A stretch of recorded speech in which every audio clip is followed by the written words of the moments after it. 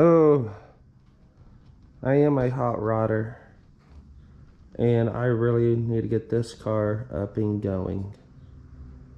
And Rockabilly Customs is so lonely because I haven't posted really anything on this because of situations. So yeah, but I did have this little car running, but we're not going to be talking about the car. We are actually gonna be talking about reptiles. Reptiles are some of the most unique animals on the earth. So yes. Yes, what is up everybody? This is Chris with Reptiles and Oddities. I got a scarf and all that, or a something to protect my face whenever I'm about to carve some foam, because that's what we're doing again today. But I need to check on our reptiles. So how about we do that right now? Oh yeah, I had to clear out this car. I got 2 hours and 42 minutes. Should be done within that time. Yeah. All right, well, let's check on the retic. Well, she blew out her shed everywhere, so that's not up to par. And yeah, I need to clean the hell out of this enclosure. She's sitting right back there. She took a nice medium-sized rat, so she's had everybody ate, so it was just great. Hey, look, the desert one is out. Look at that little deserty. Hey, I see you ate your greens. Get you some more greens today. How about that? Don't worry, he's actually going to be getting a 4-foot 2x2 on also, because they're real active lizards. So yeah, let's check on here. The little westerns ate too. There's one right there. Oh, he's about to rattle his tail. He didn't rattle yet. The other one's way back in the back corner there. So let's see. Nope, no leopards are out. Hey, got the timber out. So that's actually who we're going to be working on this enclosure today, and explain to you why the foam is carving another second foam, and I need to clean off the rock right there where it went to the restroom. So I need to clean that today. Alright, there's the Western Massasauga sitting back in that corner, so hell yeah. That one ate too. And then get down here, the little Western rat that's not out didn't eat. That's the only one that, well, no, yeah, it did eat. Forgot I gave it 2 pinky mice. And then in here, the light's off. Let me turn the light on.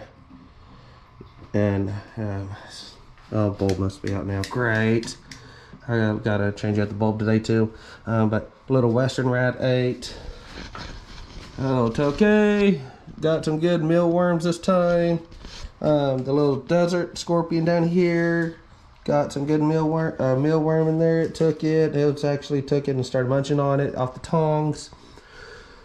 Everything's good in here, which we don't got nothing in here. The turtles ate. The boas ate. So just fine. And yes, I took the male boa and I put it in the one of these enclosures, and it looked so small in this. So I really got to get going. The good thing is we are out of this freaking hole that we're in, and so I'll be able to get the glass for this one. And then as soon as I do that, I'm making a run out to the lake, get some driftwood, and I'm just gonna put some driftwood in here and just throw them in there. I've got enough bedding. I've got big enough water bowls, of course. Just throw some bedding down there, throw some wood in here and all that where they can climb, and then I'm just gonna put them in here. I got the lights that go for the top and then also for the bottom piece, and yeah, we'll do that. We'll come back and do a background later on, because the background I want to do, if I don't get one that just staple on there, I'm going to actually just get a board, a real thin board, and then build off that, so I could just lay it in there, and if I need to, I can take it out and wash it or something like that. I don't know. Then again, that might change. But yeah, I'm just going to get the boas in here as soon as possible. So we'll do that. And her tank, and the one thing about these water bowls, you can fill them up one day and they go dry the next day. So her tank, again, so close to being done. I just need to make some money so I can go buy the next few things to get her done and her enclosure done, which again is this one right here. Shut the door because it's warm out there, cold out here. This is that dragon's enclosure. So I got this piece of driftwood. I've had this for a while. I think that's going to look really good in there. I actually put 2 screws through the wood over on that side in there to anchor the wood in here, so it can still wiggle. It's just not going to come out so and fall like that. But yeah, so the foam is completely carved, and I just need to get some dry lock. That's it. I've got 2 55-gallon tanks for sale. I'm got a ball python in quarantine. That's actually a rehome one. That was a rescue. It was a surrender that I'm going to be selling, tank and everything. So I'm going to charge a little bit more than my typical rehoming fee, which is $65. And because you're going to get the tank and the stand, the lights, everything.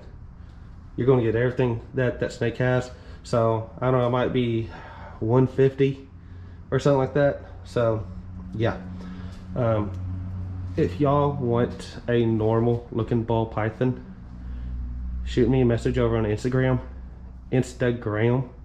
and I can send you pictures of that snake. Real gorgeous looking male. He's 15 years old, and he real healthy. The owner took great care of him. It was just life situations have changed, so that's why she surrendered the ball python to me. But okay, enough on this cage, enough about the ball python. This cage. So again, this is the timber rattlesnake's enclosure. So this big stack right here, I just did a real rough cutouts with the jigsaw and just glued pieces together. Now, I used liquid nail to hold the pieces, to glue the pieces on. They're on. Now, the way this is designed is I got to figure out something where I can throw the hook on here, so maybe carve in the inside here, or I can throw a hook on it and pull it off, because you pull this out, I have kind of like, I guess you can say, a sky hide. Then you pull this off, 2 more layers, you got another hide right there that I'm going to have. So the deal is, timber rattlesnakes, especially up north, love elevation. Down here in southeast Oklahoma and Texas and all that, when I road cruise timber rattlesnakes, I find them in elevation areas. Like we got the McGee Creek area up there around Atoka, which is more mountain range, and up north of Durant is more hilly and mountainous and timbered like. That's where we find them. So I want to recreate that for my timber rattlesnake. So let's get down here to ground level. Oh. So I'm going to carve this alone today, and the way I'm going to carve it is it's going to have, when you look at rock cliffs where you do find some of these snakes, you'll find them a lot of times in little crevices and stuff like that in the rocks. So basically that's what I want to make. Crevices here and one there, so the timber has different options to choose from. So do that, and then also it can climb up higher if it wanted to get higher.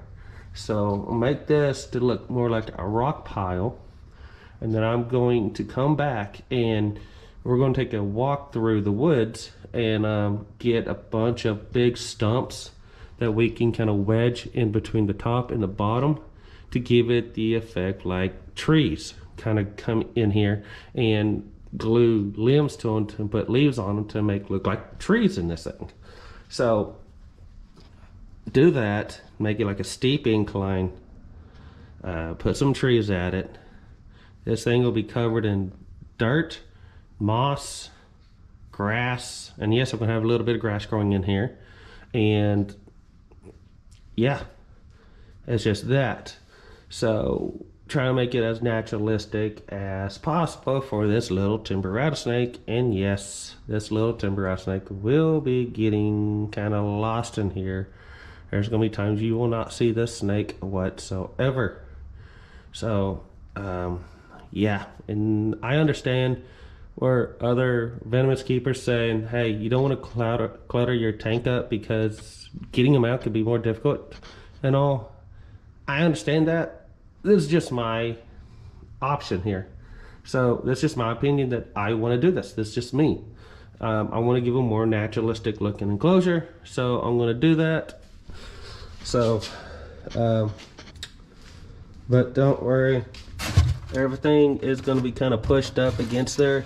So like for instance, this two right here will be completely locked down to the floor, which is what I need to do once I get this all carved. Dry liquid nail the floor, so that's glued down, that doesn't move anymore. But then the rest of this will be kind of just, you can take it right off. That's it. And since we were talking about the eastern part of the US, I have plenty of dry lock because I tinted it to more of a slate kind of gray look, so I could do that. It's just, I am going to come back with a background image in here that looks like you're looking deeper into the forest. So this one, and the reason why I'm doing this before I dry lock that, it's because I had pieces laying around. This ain't costing me no money at all to do, and I have everything here. So that's why this video is coming out. So hope you all enjoy this kind of content that I'm doing. More of an artistic kind of look, different environments and stuff like that. We are going to go with a rock look just like this on here, but we're going to come back and change that completely. So yeah, and I don't know, I might try to make another formation kind of like that. I don't know, we'll know when we get to there. But yeah, but the reason why I am wearing this over is because last time when I carved this foam right here, I was coughing up styrofoam or foam pieces. Had a real itch back in my throat. I think I even got some up my nose. So to protect myself from this time, that's why this is going on. So let's get to carving.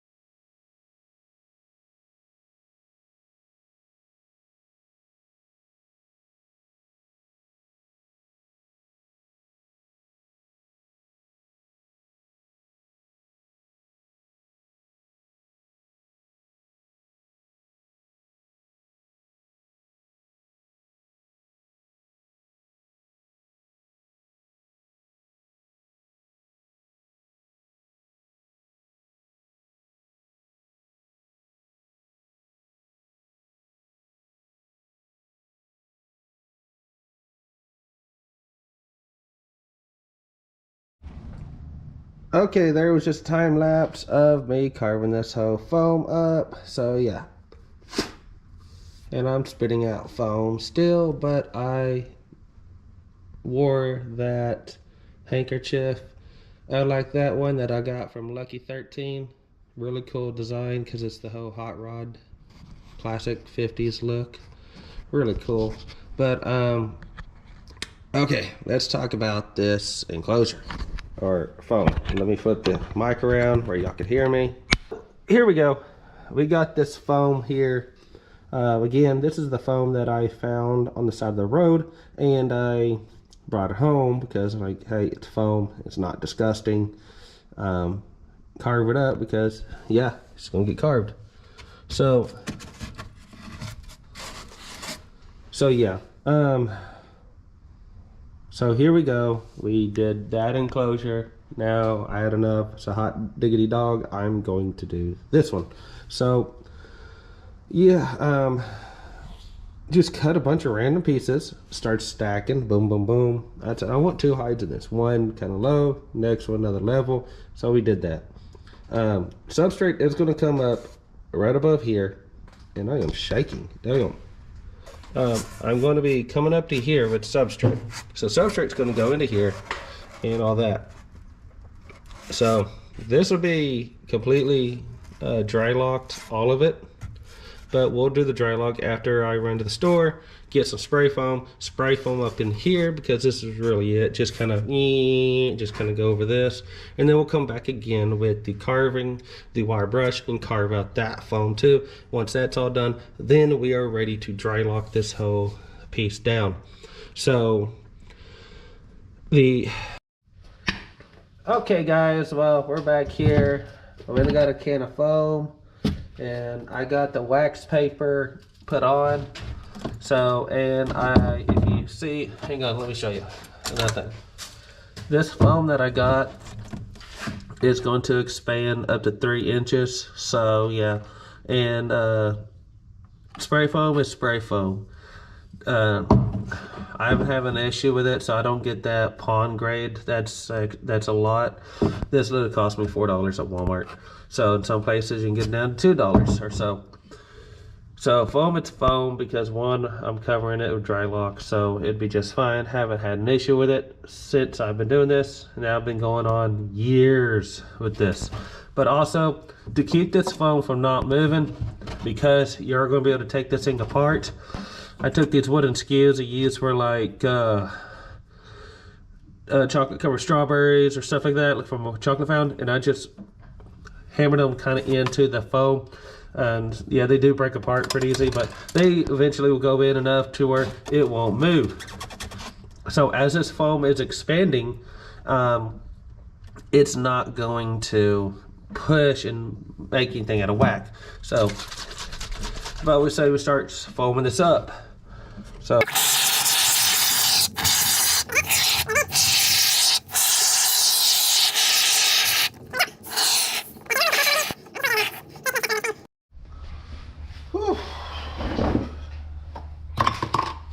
okay, we have this thing all done, and yeah, so yeah, it's tough, so we're good. Now this did kind of change a little bit on top. I decided to just fill the whole damn top with 2 cans and let it go, because then I could carve from there. So now let's peel this thing up. So boom, just like that, just like that. And see,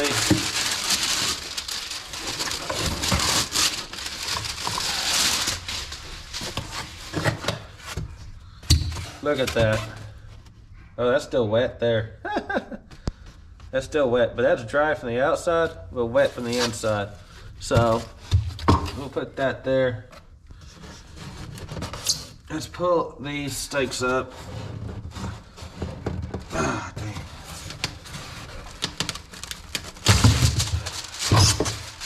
Okay, there.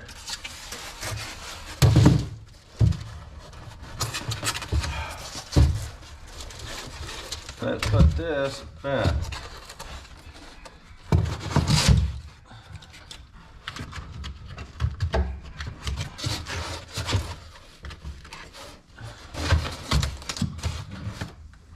Then, since that's still wet,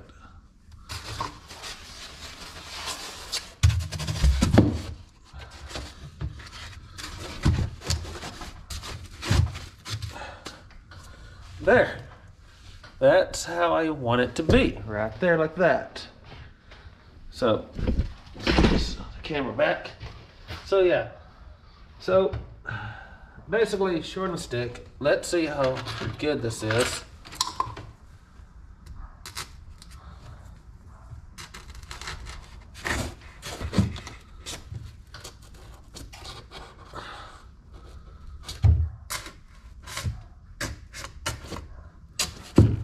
I think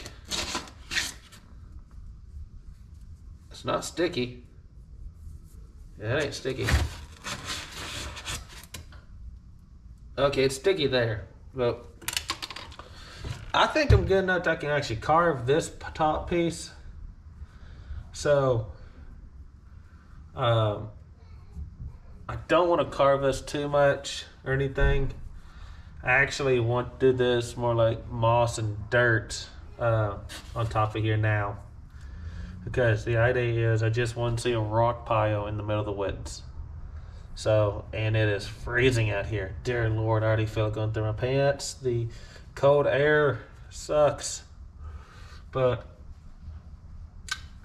yeah. So, this is going to be dirt. This is going to be rock, but dirt on top of it. All the liquid now is dried on there. Honestly, this thing is pretty heavy. I mean, it probably weighs about, I don't know, 2 pounds. That's good enough. So basically what I'm gonna do is take the top and then just kind of scrape this off with the wire brush. Just get this shininess off of here. And then once that's done, we'll come back and dry lock everything. Well, yeah, I'll dry lock everything, okay? So this all will get dry locked, and then I'll come, once the dry lock's dried on it, then I will put silicone on here, and then we'll put mixture of like, I guess you could say bioactive substrate. I guess you can say dirt and other materials, stagnant moss and etc. Made some leaf litter on here to simulate like leaves and everything just kind of got blown up here and dirt like you would see in the middle of the woods. As far as everything else in here, I might just hit it lightly with the brush and just take a little bit off of it, not too much. But yeah, so we got it all sealed up. There's not gonna be no way that snake can get behind here or anything like that. Yeah, we're fine there. We're gonna be fine here. It can go there, but it can't get behind the foam or nothing like that. Again, you take your hook, you can pick this up, no snake under there, then you can grab it. You also want to make sure the snake is not going to be anywhere else, but I use a pair of tongs to actually pick this up and remove it out. I won't use my hands.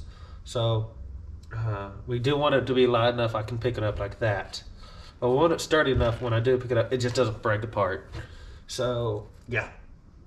Alright, so basically short of stick, I need to pull this out and then start carving away with it out of the enclosure, possibly just right here.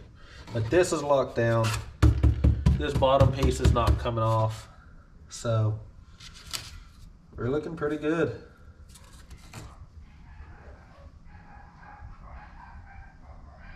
Hey Lord, neighbors' dogs go crazy all the time. All right.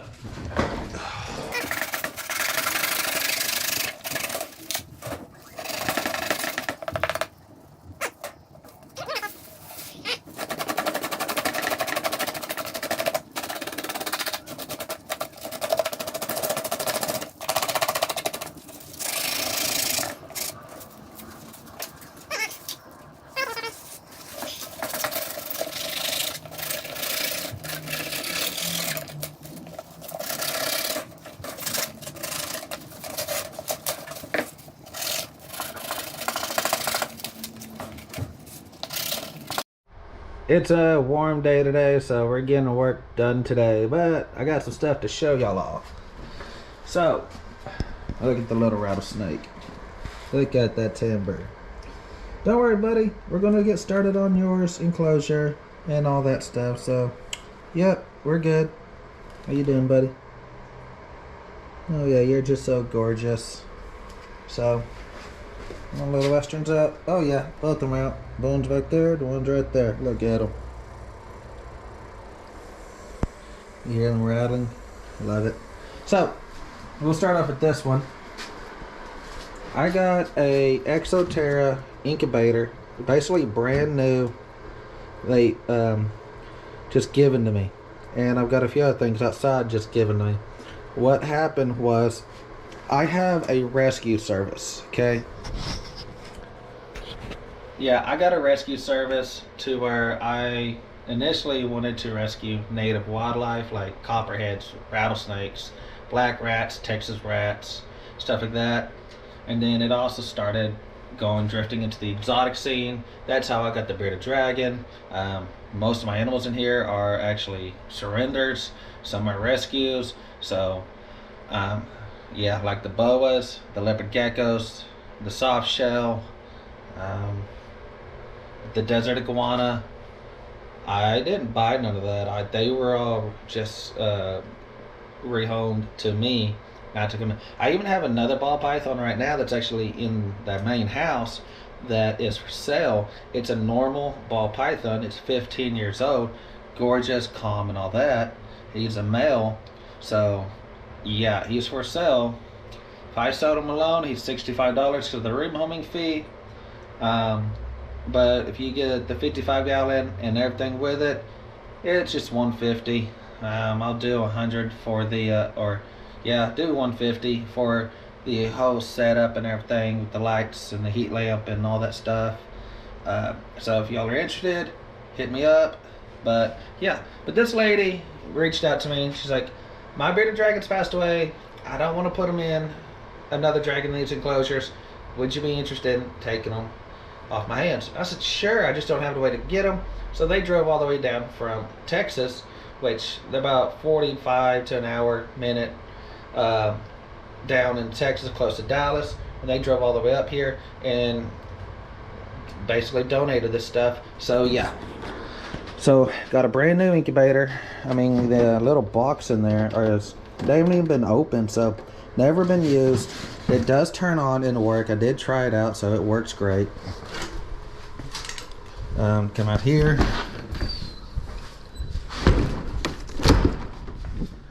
They did give me one tank. They actually gave me two of them. The other one I went ahead and gave away to a buddy. He's gonna fix it up. This one, it actually has still a lot of good wood on it. It's just I'm gonna even this up, cut me a piece out, and then glue that in, sand it down. You won't ever know that's there. And all those perforated holes right there. You can't see it from this side. You can see it from there. We're just going to put some putty over that and fill all those holes in, and then I'm going to sand the living daylights out of this. We're going to use this piece and actually cut some holes out of it to plug those holes up. Again, once it's done, you're never going to see this stuff. Still got to glue this piece back in. That's separated when I was trying to get this out because some of the screws just stripped on me. So, but we'll do this, and heck, I might even go and take that piece off and just replace it as is. But we're going to convert this into one of the enclosures that I typically would build. It's just we're going to clean the living daylights out of it, re-dry lock it, fix the holes in it, fix the problems with it, sand the living daylights out of this, burn that trim right there, put the trim on the side and trim on the top, burn it, stain it, paint it black, boom, throw it in the room, and fix it up for a reptile. Also, I got 3 Arcadia lights, 1 Zoomed light. They're the UVB. I won't do this, but they had 3 of the UVBs in one enclosure. I would have just done 1, but they had them in there, and they're all 10.0s for desert reptiles. So yeah, they all work. This one's missing a bulb, but I put one bulb into there and just see if it worked. It came on. I do got to get a plug in for that one. That's no problem. So this one, it still works and everything. I do not know what the UVB rating is on these things. And it's just want to lay down. I do not know the UVB rating on this. I do know they will work, even though my put out no UVB. So I got to get a meter and actually try it. And then I just might buy new bulbs and just go with it. But they are Arcadia lights, so hell yeah. I'm thinking I'm going to do my research. And I know my desert iguana is going to get one. And the bearded dragon's going to get one, so it's going to go inside this enclosure. I just got to find out where I'm going to use it for basking, and I'm going to put it on one side, so therefore the dragon can get away from the UVB if she wants to. So, but today it is up to 50 degrees. We're taking that dry lock and we are covering this all up, completely dry locking it and making it look more like a rock today.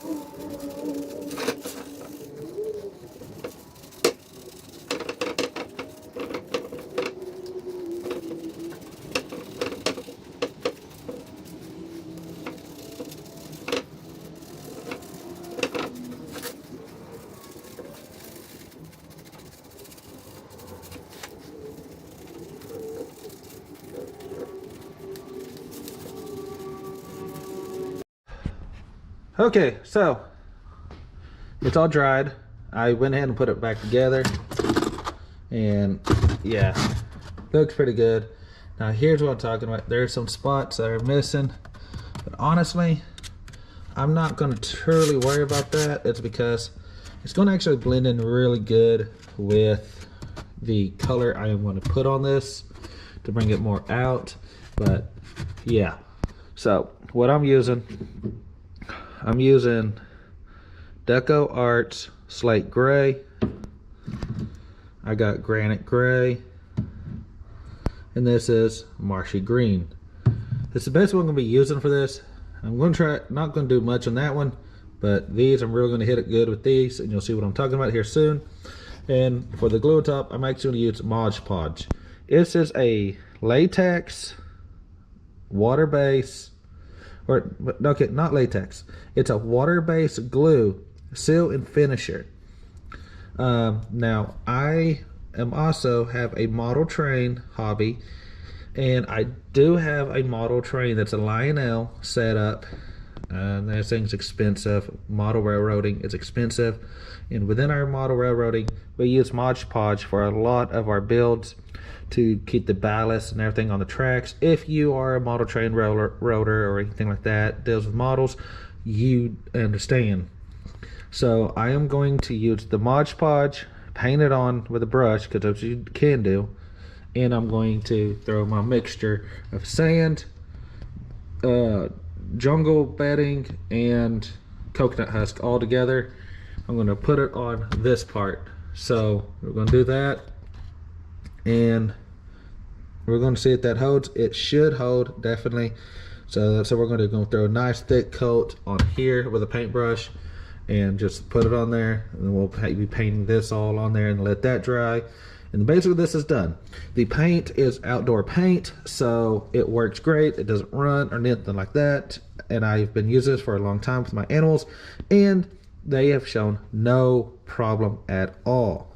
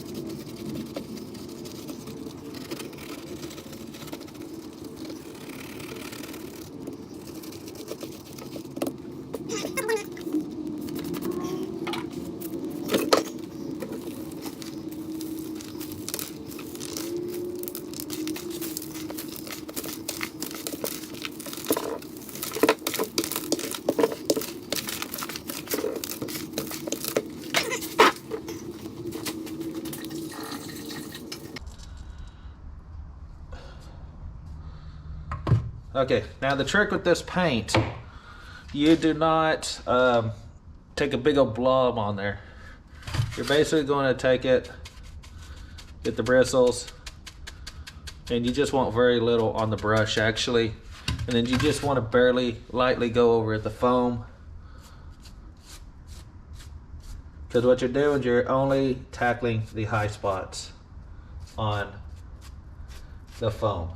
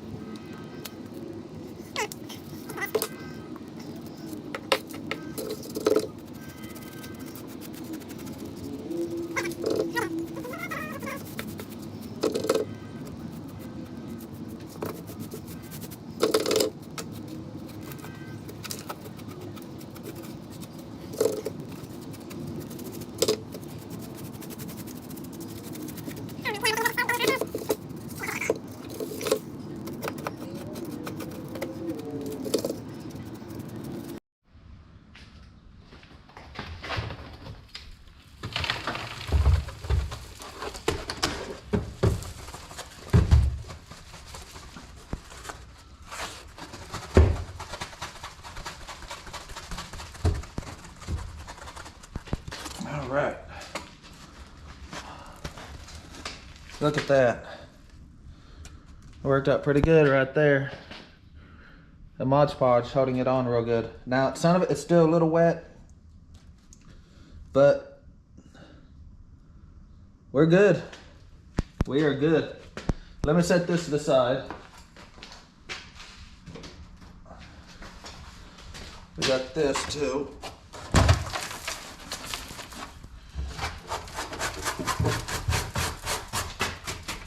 There. So yeah. Alright. That sits there. And then we have our top piece.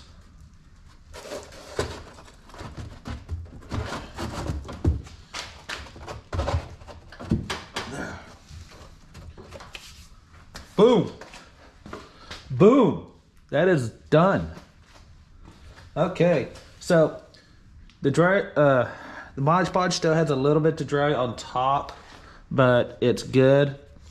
It does look like a mound of dirt's on top of it, so still have a long ways to go with this setup, but looks good like that. So I'm excited for that. It's colder than a witch's tit out here. Okay, back to this. We have the foam done. The Mod Podge is not dry yet because it is cold. It'll take longer to cure. It will cure. So I got another trick up my sleeve that might lock this down even more with the Mod Podge. If that works, I'll tell you in another video. But yeah, so I can take this thing apart in 2 pieces. Use a hook to take it off. I ain't gonna take it off my hand in case the rattlesnake's under it in the top hide. You won't ever see it until you actually lift it up. And yeah, you don't want to tag your finger or to startle the little rattlesnake. So yeah, because a timber rattlesnake has hemotoxic and neurotoxic venom. It's nasty, straight up nasty. Okay, so that's done. What's the next step I got to do to this thing? I got to get the 2x4s to cut them, to put them in here for the trim, substrate down the top and the sides. Then I need to go and order some ventilation off of Amazon and get these little metal ventilation ports so I can glue them in. Now make sure the snake can't get out, but fresh air can get in. Also, the little electrical port that goes on the new glass enclosures, I need to order one of those, so I can glue that in the back, so therefore I can run the wires in that way instead of just drilling a hole and then cutting and reconnecting the wire and all that. No, it's just straight up, just do that. You know what it is. You know. So once I get that done, then I've got to call the game warden, because here in Oklahoma, you do have to have your license. It's a non-breeder's license. It's $10 a year. If you're not, just want to keep these as a pet. If you want to breed, it's $50, but I don't want to breed venomous snakes. So I got to get a game warden out here to inspect to make sure the enclosure's up to. Ooh, hiccup. The enclosure is up to code, which the code is just going to be escape proof, double screen ventilation. Has to be, the viewing glass has to be 1/4 inch thick, and it has to have a mechanical lock. So I'm gonna have one of those slide locks on it that you lock down with a key, and boom. They're about, I think, $25 off Amazon. That's perfect. Get that, boom, done. So once that's all done, get the game warden out here, have a look at it. So, okay, that works. All right, then I can proceed on the rest of it. Put a background in it. And yeah, it's going to have a vinyl background, so it looks like you're looking further into the forest. And then we'll go out on a hike, get some stumps, get some limbs, try to make fake trees in here. And then it's just layer it, the substrate in there. It's going to be different. It's going to mimic the woods, the forest floor here in the United States, where you do find these rattlesnakes. So I got an idea of how to do it. It's gonna be kind of the same thing with like what I did with the Mod Podge. So then it's off to UVB. I am going to put the Shade Dweller Arcadia UVB in here because these rattlesnakes, they do come out and bask. So they're getting a form of UVB. I don't know if that actually helps them, but what can it hurt as long as you're doing the correct one? So the Shade Dweller should be what would work great for the rattlesnake because it is found in woodlands, the south and southeast and northeast part of the United States, where it's all wooded and almost forest-like. So once that, I'm not really going to heat this thing up. I won't put no heat emitters, I won't put no heat lamps, nothing like that, because these rattlesnakes don't require that hot of a temperature. Ambient temperature in the 70s to 80s would be perfect for this setup, for this reptile that's going in here. So yeah, then that's it.